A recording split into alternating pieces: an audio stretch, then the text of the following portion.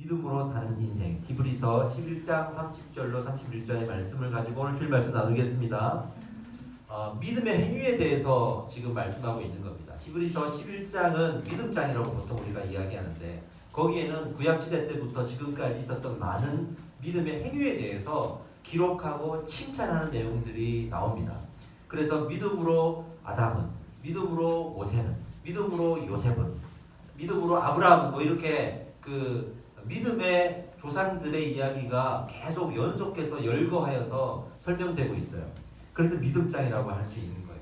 아담 때부터 시작해서 구약시대의 많은 믿음의 조상들이 그 믿음의 본으로, 모델로 설명되어지면서 칭찬을 받고 있는 겁니다. 성경은요, 우리의 믿음의 사건을 반드시 기억하고 축복합니다. 할렐루야.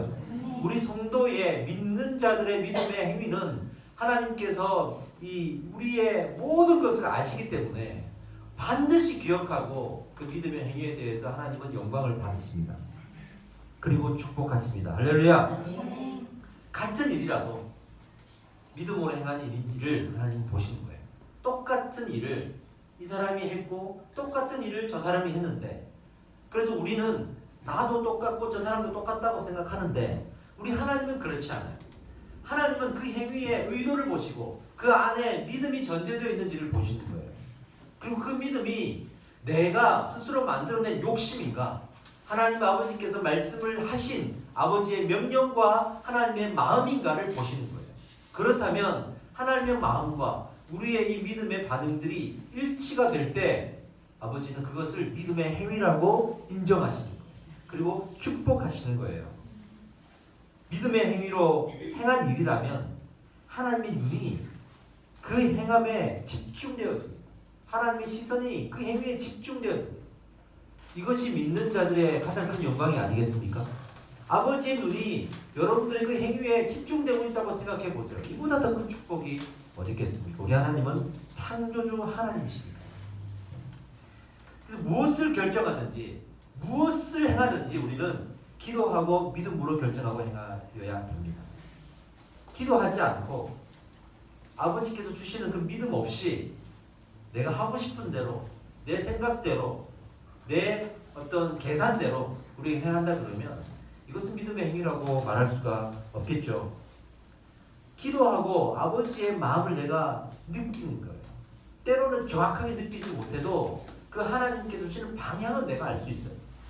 그래서 정확하게 내가 이래야 될지 저래야 될지 헷갈릴지라도 그 방향을 내가 안다면 그 어떠한 결정이든지 하나님께서 함께 하십니다.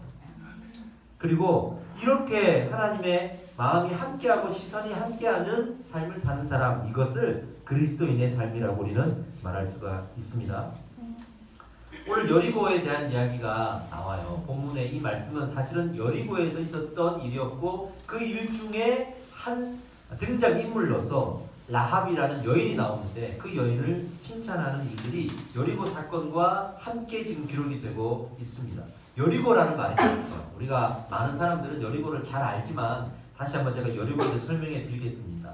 여리고라는 것은 그 당시 가나안이라는 나라의 한 지역이었고, 그 가나안의 가장 강한 군사력을 갖춘 성이 거기에 있었어요. 그래서 여리고 지역에 있는 성, 그래서 여리고 성이라고 합니다. 우리나라에도 남대문이 있고 서대문이 있고 동대문이 있고 성이 있잖아요. 중국에 가면 만리장성이 있고, 이 성들의 주 목적은 외부의 침략을 우리가 방어하고자 하는 그러한 목적으로 지어진 성이에요. 그래서 그런 성들은 눈으로 보기 위한 성이 아니기 때문에 아주 잘 건강하고 또 튼튼하게 강하게 지어놨습니다. 이 군사들이 침략을 하더라도 그 성을 넘으면 안 되기 때문에 높게 짓죠. 그리고 두껍게 짓겠죠. 그리고 그 군사들을 많이 배치하겠죠. 그렇게 짓는 전쟁을 위한 그 성이 있는데, 아주 대단한 튼튼한 성이 있었는데 그게 바로 여리고 성이었습니다. 이스라엘 백성들이 구약시대에 출애굽기에 보면 애굽, 지금의 이집트죠. 거기서 노예 생활을 해요. 노예 생활을 하는데 하나님이 그 노예 생활을 하던 이스라엘을 모세를 세우셔서 건져내십니다. 할렐루야. 그래서 애굽에서 탈출한 이야기 출애굽기예요. 그리고 광야에서 40년 동안 보낸 다음에 결국 어디로 보내시냐면 그들의 최종 목적지인 가나안 땅으로 보내십니다. 왜? 가나안 땅을 정복해서 아버지의 땅, 이스라엘 땅으로 주시기 위해서. 할렐루야. 그래서 가나안 땅으로 행하게 하시거든요. 그 가나안 땅에 지금 이스라엘 백성들이 들어갔는데 요단강을 딱 건너서 이제 가나안 땅이에요. 그러면 이제 처음으로 가나안을 정복해야 되기 때문에 전쟁을 해야 될 거 아니에요. 그 전쟁을 하러 딱 갔는데 제일 첫 번째 만난 공격지, 전쟁을 해서 승리해야 될 격전지가 바로 여리고성이었단 말이에요. 그래서 그 여리고라는 이름이 여기서 나옵니다. 근데 그 여리고성이 왜 우리가 이렇게 게임을 하다 보면 1회전, 2회전, 3회전 이렇게 나오면 1회전에는 좀 쉬운 적이 나와요. 2회전 가면 좀 중간에 강한 적이 나오고 마지막 가면 대장이 나오잖아요. 근데 이 가나안은요, 실제 우리 이 정치적인 국가들의 전쟁을 보면 그렇지 않아요. 제일 먼저 가장 강한 성을 쌓고 처음부터 막아요. 그래서 항상 국경이 튼튼한 거예요. 국경이 뚫리고 수도가 나중에 강하면 뭐합니까? 그러니까 국경이 뚫리지 않아야 되기 때문에 이 여리고성이 아주 강한 성이었단 말이에요. 난공불락에 그 당시에 전 세계에서 가장 강한 성이라고 해도 될 만큼 그런 아주 튼튼한 성이었습니다. 그 성에 대해서 우리 하나님이 뭐라고 명령을 하셨냐 그러면 이미 가나안 땅에 들어갈 때 이 가나안을 정복하라고 하셨거든요. 근데 정복하라고 하실 때 구체적으로 말씀하셨어요. 헤렘이라는 단어를 쓰시는데 이건 진멸이에요. 정복보다는 진멸이에요. 진멸은 무슨 말이냐 그러면 전부 다 멸해버려라. 다 죽여버려라. 그 당시는 전쟁의 시대이기 때문에 그 적군들을 한 명도 남기지 말고 다 죽여라. 다 불태워라 하고 하는 헤렘의 명령을 하셨어요. 하나님은요, 어떤 일을 하실 때 옛날 것을 새롭게 만드실 때 우리의 죄를 도말하시고 하나님께서 우리를 성결케 하실 때는 하나도 남기지 않으세요. 할렐루야.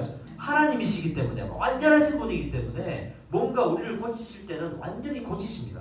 그래서 가나안을 고쳐서 이스라엘 땅을 만드시기 위해서 하나님께서는 진멸, 모든 것을 불태워 없애라. 그래서 우리가 죄를 회개할 때도요, 그 안에 있는 숨겨둔 죄, 우리 마음의 서랍 안에 꽁꽁 숨겨두고 그 보금자리에서 하나님 이것만큼은 저는 못 꺼냅니다. 이거는 제가 살아가면서 이 취미생활처럼 누려야 되는 죄이기 때문에 하나님 이거 건들면 안 됩니다라고 하지만 하나님은 그것까지도 다 꺼내서 회개하길 원하세요. 그게 하나님의 속성이에요. 그래서 이 여리고성도 진멸해야 되는 대상인 거예요. 완전히 불태워서 없애야 되는 대상인 거예요. 그렇다면 지금 이스라엘 백성들은 이 여리고성을 딱 만났을 때 무슨 생각이 들겠습니까? 정복해야지, 진멸해야지, 싸워야지. 근데 사실 그 믿음의 눈으로 봤을 때 그런 거고 현실의 눈으로 봤을 때는 어떠냐 그러면 난공불락의 엄청난 군사력이 존재하는 성인 거예요. 자기들은 횃불 하나 든 거 외에는 그동안 노예 생활을 하다 왔기 때문에 군사 훈련도 받지 못했고 40년 동안 광야 생활하면서 아버지 어머니 시대 다 죽고 여호수아와 갈렙 정도만 지금 1세대는 들어왔으니 어른들도 없고 다 젊은 청년들인데 싸움도 못하죠. 또 청년들이니 또 말도 잘 안 들어요. 또 젊은 사람들이니 광야의 신앙도 잘 모르죠. 그런 사람들을 데리고 지금 갔으니 무슨 전쟁을 할 수가 있었겠습니까? 근데 하나님은 분명히 진멸하라고 하셨고 내가 함께 하겠다고 하셨어요. 그 믿음을 이스라엘은 가지고 있었단 말이에요. 그래서 어떻게 했냐 그러면 이 여리고성을 결국에는 무너뜨리는데 전쟁을 해서 무너뜨리는 게 아니에요. 믿음으로 무너뜨립니다. 믿음의 행위로 무너뜨립니다. 그래서 지금 히브리서에서 칭찬하고 있는 거예요. 그 믿음의 행위가 뭐냐? 이 여리고성을 날마다 돌아요. 찬양을 하고 기도하면서 돌아요. 그리고 6째 날까지 매일 돌아요. 그리고 7번째 날, 7일째 되는 날은 7번을 돌아요. 마지막에 7번을 돌고 다 같이 그 성을 향해서 큰 소리로 외칩니다. 그랬을 때 성이 무너져요. 할렐루야. 이걸 믿을 수가 있어요, 여러분? 여러분 정말 이거 믿을 수 있어요? 엄청난 일이 벌어져요. 이건 아무리 자연의 어떤 우연이라고 말하기에는 있을 수가 없는 일인 거예요. 분명히 여리고성은 무너졌고 지금도 그 무너진 증거들이 고고학적으로 발견되고 있어서 많은 학교에서 세미나가 일어나고 있죠. 문제는 무너진 건 맞아요. 근데 어떻게 무너졌냐에 대해서 이제 학자들끼리 막 싸우는 거지. 성경은 분명히 하나님께서 말씀하시기를 믿음의 행위로 무너뜨렸다. 그렇게 해서 이 난공불락의 성이 무너집니다. 무너질 때 보면 하나님께서 지금까지 사용하시던 그 승리의 방법을 좀 바꾸셨어요. 지금까지는 모세라는 한 사람을 스타로 만드셔서 이 모세의 믿음과 모세의 기도의 능력으로 이스라엘 백성들을 끌고 가셨거든요. 그래서 모세가 기도하면 반석에서 물이 쏟아지고, 모세가 기도하면 마라의 쓴물이 단물이 되고, 모세가 손을 들고 있으면 전쟁에서 이기고, 이런 모세를 일약 스타로 만드시고 그 스타의 믿음으로 인해서 마치 이 많은 무리들이 끌고 가는 그런 형상이었어요. 근데 이 여리고성부터는 달라집니다. 여호수아가 리더였는데 여호수아의 한 사람의 믿음만을 가지고 한 사람을 스타로 만들어서 이 전쟁을 승리를 이끌지 않으시고 모두가 같이, 할렐루야, 모두가 함께 이 여리고성을 믿음의 행위에 동참하게 하시고 함께 믿음으로 고백하게 하시고 함께 외치게 하시고, 그래서 무너뜨리시는 거예요. 저는요 지금 저희 이름 없는 교회와 너무나도 상황이 비슷하다고 생각합니다. 이 교회는 저가 그렇게 유명한 사람이 아니에요. 그리고 제가 그렇게 대단한 사람도 아니고, 얼마나 대단하지 않은 사람이면 하나님이 개척 멤버를 이렇게 붙여주셨겠습니까? 저 혼자 다 할 수 있는 사람이면 저 혼자 하게 하셨겠죠. 근데 그게 아니에요. 이 교회는 함께 세워가야 합니다. 여러분들이 이렇게 함께 예배 드릴 때 하나님께서는 명령을 하신 거예요. 이 땅을 정복하라, 죄를 진멸하라 하실 때 함께 그 여리고성을 무너뜨려라. 제가 비록 리더로 세워졌지만 함께 하라는 명령을 반드시 주셨어요. 아멘. 그리고 이 여호수아도 그렇게 여리고성을 함께 무너뜨린 거예요. 모세 시대의 교회가 아닙니다. 이곳은 여호수아 시대의 교회입니다. 지금 시대가 그렇고 이 교회가 그래요. 우리는 함께 여리고성을 돌아야 할 거고 함께 외쳐야 할 것입니다. 그랬을 때 하나님은 여리고성을 무너뜨리실 겁니다. 할렐루야. 학자들이 지금도 이제 많은 학자들이 어떻게 비난을 하냐 그러면, 그 여리고성이 무너진 건 고고학적 증거가 있으니까 맞아요. 근데 왜 무너졌느냐에 대해서 이제 얘기하는데 어떤 일부 학자들은 이렇게 얘기합니다. 이건 공진현상이라는 과학적 근거로 무너졌을 것이다. 공진현상, 이게 뭐냐면 제가 사전적인 의미는 사전에 찾아왔어요. 진동체가 가지고 있는 고유 진동수와 같은 진동을 외부에서 가했을 때 그 진폭이 배가 되어서 진동체의 진동이 매우 커지는 현상, 그래서 파괴되거나 터지거나 무너지는 현상들을 말합니다. 좀 더 쉽게 말씀을 드리면 한 예화를 들어드릴게요. 1940년 11월 7일, 아주 오래전인데 미국 워싱턴주에 있는 타코마 해협에서 다리가 생겼어요. 그때는 이 다리가 너무 귀했단 말이에요. 다리가 귀한 시대였으니까. 근데 이 다리는 당시에는 가장 신공법인 기술로 만들어졌어요. 그리고 당시에 그 엔지니어링 기술의 자존심이라고 말할 만큼, 그래서 가장 아름다운 다리라고 세계적으로 불려질 만큼 튼튼하고 가장 현대적인 공법으로 만들어진 다리가 있었단 말이에요. 근데 이 다리가 있었는데 설계될 때부터 시속 190km의 초강풍이 불어도 절대로 다리가 무너지거나 끊어지지 않도록 만들었어요. 그러니 완벽하죠. 근데 이 다리가 무너졌어요. 근데 그 다리가 무너졌을 때 바람이 얼마나 불었냐 그러면 시속 70km예요. 그러니까 190km에도 안 무너질 수 있도록 만들었는데 70km인데도 무너졌다면 바람 때문에 무너진 게 아닌 거예요. 그 당시에 그 다리를 촬영하면서 연구하고 있었던 한 연구가가 그 녹화된 장면들을 쭉 지켜보니까 바람이 그렇게 불지도 않았는데도 갑자기 이 다리가 이렇게 베베베 꼬아져요. 다리가 자기가 막 꼬아지다가 확 무너진단 말이에요. 그래서 학자들이 연구를 했어요. 이 다리가 왜 무너졌는가 했더니 바로 이 진공 현상 때문에 무너졌다. 이래서 그 다리가 이제 양쪽에 매달려 있으니까 바람이 조금 불면 무너지진 않아도 조금은 흔들린다고 얘기해. 우리 저기 인천대교나 이렇게 지나가다 보면 차가 지나갈 때 바람이 불면 흔들리잖아요. 이렇게 흔들리긴 한단 말이에요. 흔들리는데 이 흔들림의 진동과 부는 바람의 어떤 고유의 진동들이 기가 막히게 일치할 때가 있대요. 이거는 아주 확률이 낮은데 기가 막히게 딱 일치하면 이 튼튼한 건물이 무너지는 거예요.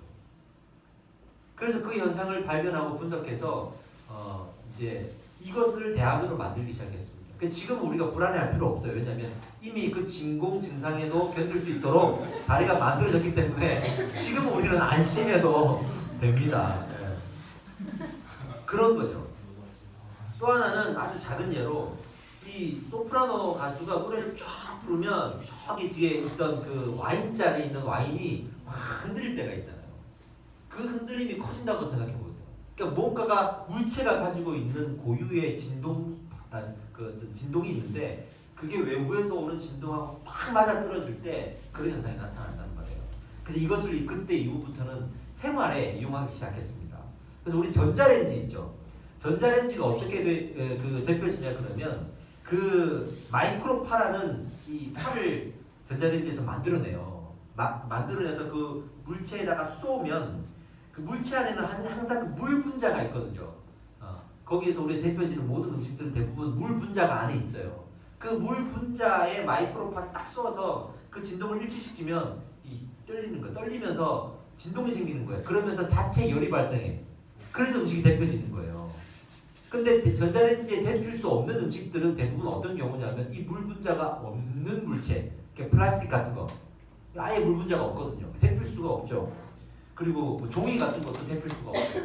근데 물 분자가 너무 많은데 껍질이 얇은 경우에는 터져버린단 말이에요. 물 분자가 너무 많고 안에는 껍질은 얇으니까. 그래서 계란, 과일, 고추 이런 거는 넣으면 터져버려서 안 돼요.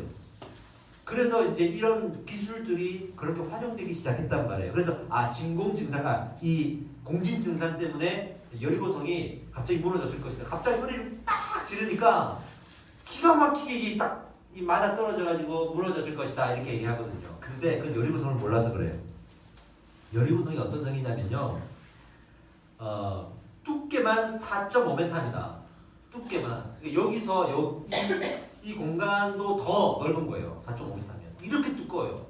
그리고 높이가 외벽과 내벽이 따로 돼 있는 성이에요. 이 두께는 큰데 이거는 외벽과 내벽이 따로 있는 거예요. 바깥에 있는 외벽이 돌을 쌓아서 만들었는데 높이가 3.6m입니다. 얼마나 높겠습니까? 우리가 보통 2m가 안 되잖아요. 제 한 2배 정도 되는, 2배 더 되는 거죠. 그리고 내벽은 또 진흙돌로, 진흙을 이겨서 구워가지고 만든 진흙돌, 그 진흙돌로 쌓아가지고 5.5m. 그 내벽이 더 큰 거예요. 외벽은 더 작고.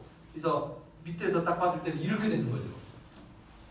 이 모든 벽들을 다 합쳐놓고 거기에다가 공진현상으로 무너졌다고 하기에는 말이 안 되는 거예요.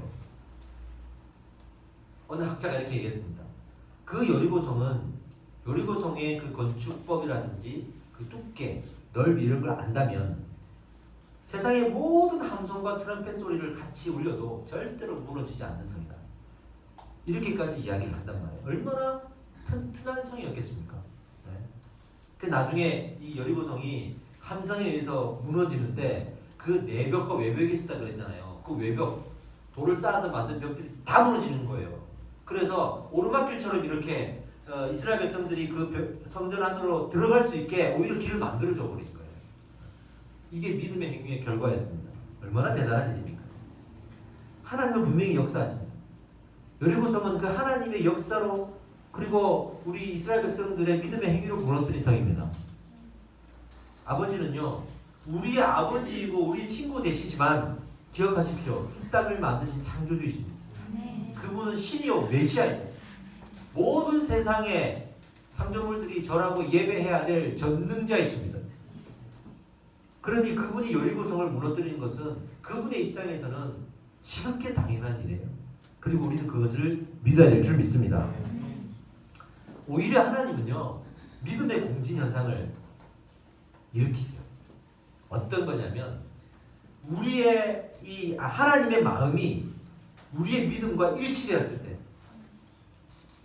때 그때 엄청난 세상의 파장을 일으킬 수 있는, 우리가 눈앞에 보여서 도저히 넘지 못할 장벽 같은 세상의 문제들, 시험거리들, 내 마음의 상처들, 이런 것들이 그 하나님의 마음과 내 믿음이 다 일치되었을 때 속절없이 무너지는 거예요.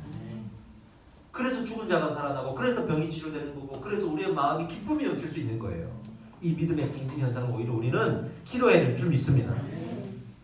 그런 근데 그 사건 중에 오늘 이 본문에 등장한 한 여인의 이름이 뚝 튀어나와요. 난데없이. 이 여인은 이스라엘 사람이 아니에요.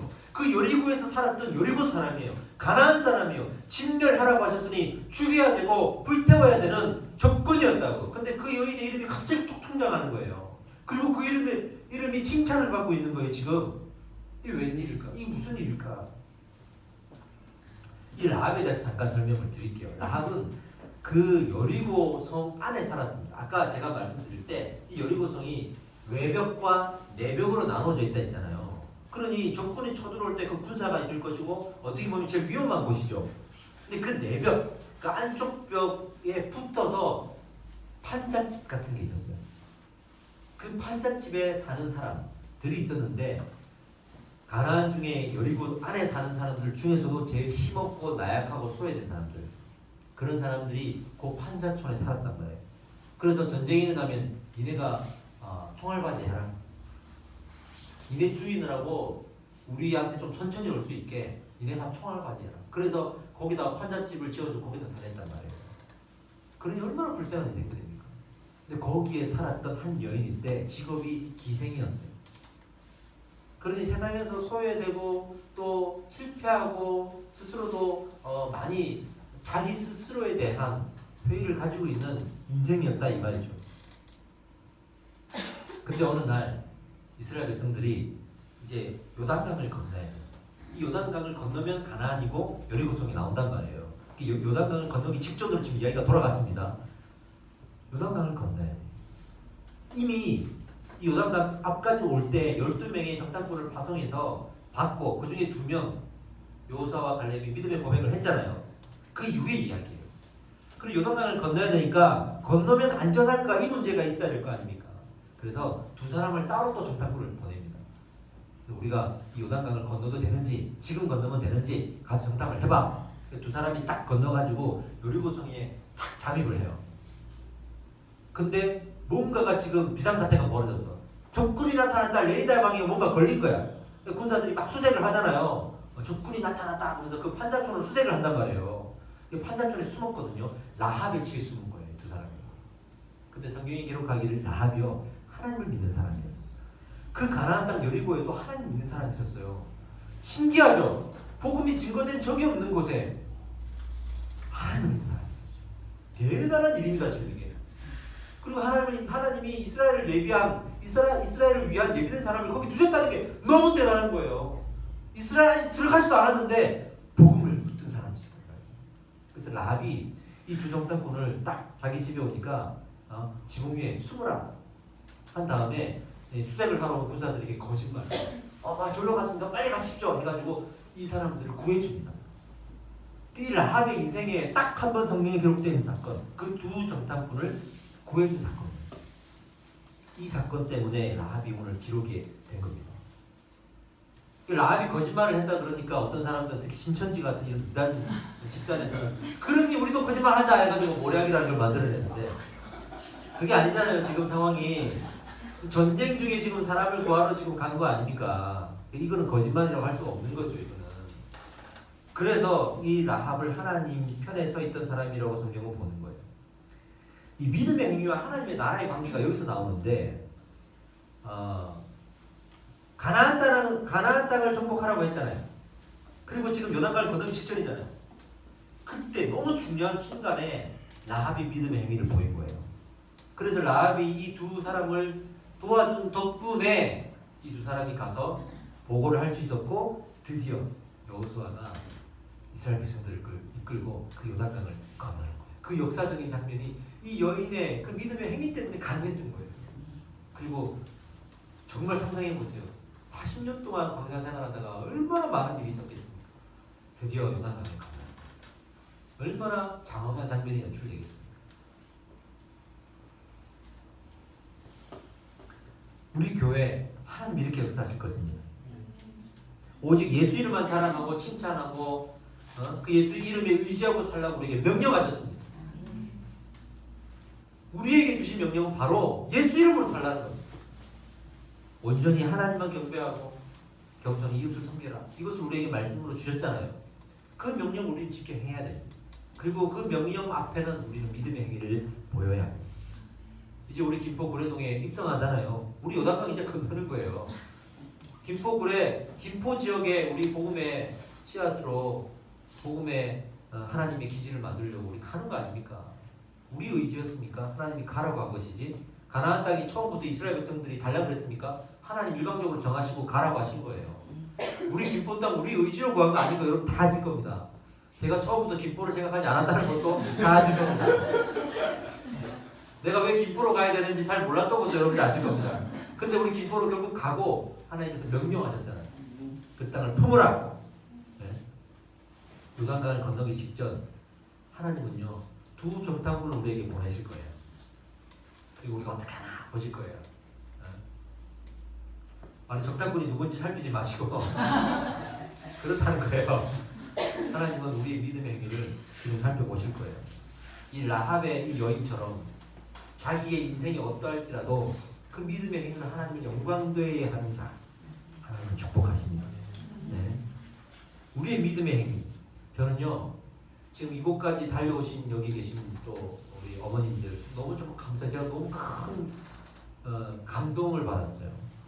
그 멀리서 오시기가 쉽지가 않았을 텐데 달려오신다는 얘기를 듣고 어제 제가 사실 얼마나 가슴이 미어오든지 사실 지금도 그 눈물이 좀 이렇게 글썽거릴 정도로 제가 참고 있는 거예요. 너무 감사해요. 두 분의 그 믿음이 저는 이 믿음의 행위라고 저는 생각을 합니다. 요단강이요 그렇게 크지가 않아요. 금방 건널 수 있는 얕은 물이에요. 근데 요단강을 건널 때 어떤 일이 벌어졌냐면 또 과학자들이 그 역사학적 또 고고학적 증거로 이렇게 주장해요. 그때 지진이 일어났다. 왜냐하면 성경에 보면 요단강에 물이 다 멈췄다 그랬거든요. 지나갈 때 다 멈췄다 그래요. 그 정도 일이라면 지진이 일어났어야만 했다. 그럼 지진이 어느 정도의 지진이었는가? 그때 가나안 땅에 8.0 정도의 지진이 일어났다. 우리가 경주에서 이번에 가장 큰 지진이 일어났을 때가 5.8밖에 안 됐습니다. 8.0의 지진이 일어났을 것이다. 그래서 여리고의 성벽이 그때 금이가 있을 것이다. 이렇게까지 이야기를 해요. 그게 사실이든 아니든 저는 무엇을 이야기하고자 하냐 그러면 하나님께서 지금 우리 교회에 우리가 요단강을 건너는 이 시점에 저는 그렇게 우리에게 영적 지진을 주신다고 생각해요. 이게 뭐냐 그러면 영적 각성입니다. 그래서 저는 그렇게 기도하고 있어요. 교회가 영적 각성을 이루면 생명력을 잃은 거예요. 교회가 이제 이만하면 됐다라고 생각하는 순간 교회는 변질되는 거예요. 교회가 무릎 꿇고 회개하는 것을 잃어버린 순간 교회는 이미 하나님의 영광을 가린 거예요. 영적 각성이 날마다 일어나는 교회만이 이 땅에서 이제는 하나님께서 살게 하실 겁니다. 그렇지 않으면 여리고처럼 무너뜨리실 겁니다. 교회라도 무너뜨릴 겁니다. 저는 그런 영적 각성이 정말 8.0이라 되는 그 지진처럼 우리 오늘 이 교회 가운데 하나님께 주시는 은혜인 줄 믿습니다. 예. 그리고 그렇게 여리고성이 무너졌어요. 함께 기도회단을 세우면 그렇게 김포의 지역도 우리가 가는 구례역 그 지역도 하나님께 주시는 이 복음화가 이루어질 줄 믿습니다. 제가 복음화의 확률을 퍼센테이지를 제가 얘기해 보니까 알아보니까 김포가 그렇게 높지 않더라고요. 그리고 지금 많은 사람들이 이사를 가는 지역인데 거기가 가나안 성도 거꾸로 하면 안 나가. 교회는 하나님을 믿는데 교회는 안 나가는. 그래서 가나안 성도예요. 이 가나안 성도가 거기에 엄청 많아요. 그리고 이사를 갔으니 이사를 가서 교회를 옮겨야만 하는 사람들 이런 사람들 많거든요. 그런 사람들 앞에서 우리는 가나안 성도 안 받습니다. 우리는 불신자만 받습니다. 이거 교만이에요. 하나님 앞에서 교만이에요. 그런 사람들을 우리가 품을 수 있도록 하나님께서 이 교회에 은혜를 주시는 것입니다. 그렇게 믿음의 행위를 했단 말이에요. 라합이. 근데 이 라합에게 어떤 축복이 임했느냐. 7째 날, 6째 날까지 그 여리고성을 돌았던 이스라엘 백성. 그리고 7째 날 마지막 7번을 돌아야 되는데 7째 날 이제 우리 7번을 돕니다 라고 말을 할 때 모든 백성들을 모아놓고 지금 여호수아가 말을 할 때 그때 이 명령을 해요. 어떤 명령을 하냐면 저 여리고성이 무너질 것이다. 무너지고 나면 진멸할 것이다. 다 죽일 것이다. 근데 라합의 가정은 구조하라. 할렐루야. 분명히 하나님은 가나안 땅을 정복하라고 진멸하라고 했지만 하나님께서 여호수아에게 말씀하셨어요. 내가 그렇게 말했지만 그 여인은 구조하라. 좀 여기에서 너무 큰 감동을 받아요. 하나님께서 믿음의 이 행위를 그렇게 보시는 거예요. 구조하라. 그래서 라합뿐만 아니라 그 라합의 가정이 이 여리고성이 무너졌을 때 유일하게 구조를 봤어요. 유일하게 하나님께서 그 가정을 챙기십니다. 그리고 성경에 기록되는데요. 히브리서뿐만 아니라 야고보서에도 라합 이름이 등장합니다. 그리고 그 라합을 칭찬합니다. 우리 생명책에 그렇게 기록되는 게 우리 꿈 아니겠습니까? 우리 생명책에 그렇게 우리가 칭찬을 받는다 그러면 저는 더 할 날이 없을 것 같아요. 그런 축복이 임했습니다. 그리고 또 다른 축복이 있었는데 이 라합이 나중에 누구와 결혼을 하냐면요. 살몬이라는 사람과 결혼을 하는데 이 살몬과 라합 사이에서 누가 태어나냐면 우리가 그 잘 아는 보아스가 태어나고 보아스가 또 다른 이방 여인과 또 결혼을 해가지고 오벳을 낳고 이새를 낳고 그리고 누가 나오죠? 다윗이 나온 거예요. 다윗의 조상. 더 나아가서는 예수 그리스도의 조상이 돼요. 예수 그리스도의 계보를 잇는 축복을 이 여인에게 주신 거예요. 진멸의 대상이었던 멸망의 대상이었던 그 누구에게 복음을 전해들었는지 알 수 없었던 그러나 하나님을 믿고 있었던 그래도 믿음의 행위를 보였던 이 작은 자, 소외된 자 그 여인 하나에게 이런 많은 축복을 주셨어요. 믿음의 행위를 가볍게 보지 마십시오. 믿음의 행위는 이런 하나님의 은혜와 축복이 반드시 임합니다. 할렐루야. 믿음의 행위는 그래도 잘 보이는 것, 아부하는 것, 외식하는 것 이런 걸 말하는 게 아니잖아요. 여기서 여러분들이 남들 잘 보이게끔 내가 행동하고 남들에게 인정받으려고 뭔가를 하고 담임 목사한테 잘 보이려고 뭔가를 이게 아니에요. 믿음의 행위는 하나님의 마음에 합한 행위예요. 하나님이 표대를 보여주시고 방향을 보여주셨으면 내가 갈 바를 알지 못해도 가는 거예요. 이 교회가 나중에 어떻게 될지 어떻게 합니까 여러분? 어떤 어려움이 있을지 어떻게 알아요? 이 작은 교회가. 큰 교회는 어려움이 있어도 헤쳐나갈 현실적인 대안이 있지만 작은 교회는 어려움을 당하면 진짜 어렵거든요. 갈 바를 알지 못하고 가는 교회가 작은 교회예요. 흔히 얘기하는 그 미자립 교회가 바로 우리 교회예요. 미자립 교회예요. 도움을 받아야 되는 교회예요. 근데 건강한 교회는 믿음의 행위가 있는 교회는 그 안에 딱 문을 열고 들어가 보면요. 세상을 다 가진 것처럼 살아요. 세상을 다 가진 거죠. 우리는 하나님 나라의 백성이요. 우리가 하나님과 함께하는 사람이요. 우리는 믿음으로 여리고성을 무너뜨릴 수 있습니다. 이 믿음 가지고 살아가요. 깜짝 놀라면서 그 안에 들어가요. 그런 교회는 반드시 여리고성의 그 승리의 함성이 들릴 겁니다. 그런 교회들이 이 땅에서 세워질 때 하나님의 나라가 확장되는 거예요. 그리고 이름 없는 교회가 그런 교회가 될 줄 믿습니다. 우리 건강 나와주시고 믿음의 행위로 축복받는 우리가 됩시다. 어떤 것이 믿음의 행위인지는 우리 각자에게 하나님께서 명하실 것입니다. 그 믿음의 행위를 절대로 가볍게 생각하지 마십시오. 제가 이번에 우리 교회가 김포 구례동 입주를 이제 하면서 이사를 가고 또 저희 집도 사실은 어제 이 계약을 하나 했어요.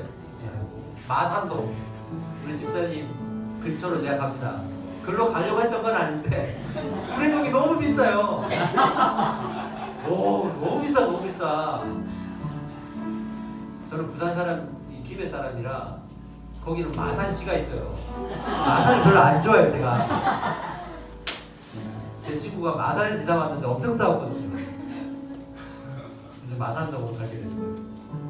근데 가면서도 사실 저희 아내하고 엄청난 고민과 어려움이 있었어요. 너무 비싼 거예요. 근데 그렇게 우리는 생각했어요. 아, 우리 믿음의 행위다. 왜냐하면 이곳은 만민이 기도하는 집이다 라고 하시면 저한테 주신 메시지가 있는데 제가 그렇게 거리가 멀리 떨어져 있어서는 기도를 못하겠더라고요. 여기 가서 기도해야겠다. 그리고 새벽 기도에 대한 마음을 자꾸 주셔가지고 당장은 아니지만 새벽 기도를 내가 반드시 할 것이다 라는 마음이 생겨요. 그러니 집 이사를 할 수밖에 없는 거죠. 현실적인 대안이 있어서가 아니라 믿음으로 가는 거예요. 그리고 오늘 이렇게 김포에서도 멀리 또 오셨지 않습니까? 김포로 갔으면 편하게 오실 분들이 이곳까지 멀리 오셨지 않습니까? 근데 오늘 오신 분들의 그 발걸음이 여기에서 기포로 가는 발걸음으로 이어질 겁니다. 얼마나 귀한 발걸음이에요. 먼저 오신 발걸음이 나중에 가는 발걸음이 된다라는 거 꼭 믿으십시오. 그렇게 우리가 김포에 가서 하나님 주신 그 귀한 성전에서 예배할 때 정말 은혜가 넘칠 것입니다. 이미 예비되어 있습니다. 여러분들이 교회 나온 이유가 무엇입니까? 하나님을 만나려고 오지 않습니까? 이 예배 안에 하나님이 안 계시다면 왜 우리가 예배하고 있겠습니까? 하나님께서는 지금 이곳에서부터 우리에게 명령하시고 그 마음을 주시는, 그래서 거기 가서도 더 크게 역사하시고 더 깊게 역사하셔서 그곳의 이유를 알게 하시고, 그리고 우리에게 이 믿음의 행위에 대한 축복을 허락하시는 줄 믿습니다. 이 시간 기도하겠습니다. 하나님께 우리 같이 한번 기도합시다. 하나님, 우리에게는 믿음의 행위가 무엇입니까? 하나님, 우리도 라합과 같이